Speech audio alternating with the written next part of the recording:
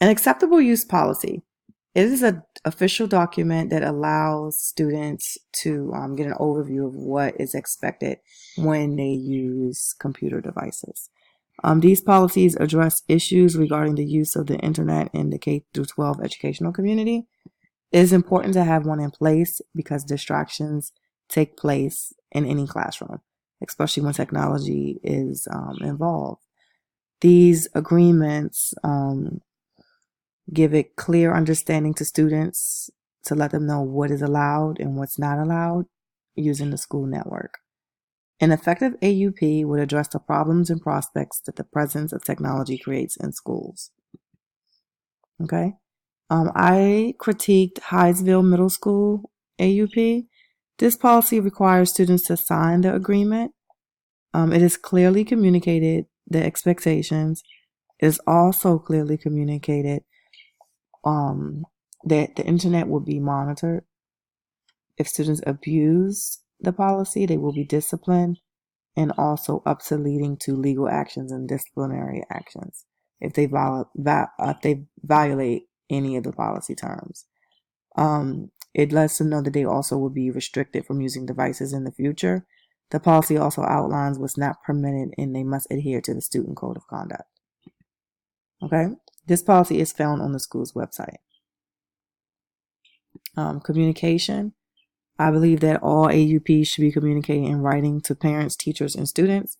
Students should get theirs verbally communicated as well because it gives them a sense of ownership. When students hear something, it's a legal bond at that time. A lot of things you give to students, they don't read. So just having that communication out there, it will definitely ensure that the rules are clearly understood. For teachers, they should also be communicating in writing. The policy should be enforced, and it should be important for them to enforce it. Okay, now suggestions. Teachers will be required to monitor their students to ensure that the policy is being followed, and also to fully implement the policy. Teachers will have to verbally review the content of the policy to their students. They must explain and highlight what's not permitted and the consequences. Students should also set a good example for their students to follow. Okay, that will cover the teachers' AUP. The school that I critique, they have the same one for students and for teachers. To promote digital citizenship, teachers should use an incentive reward in their classroom. This will allow students to receive some type of return for doing the right thing. Okay, this will create a culture for the classroom as well.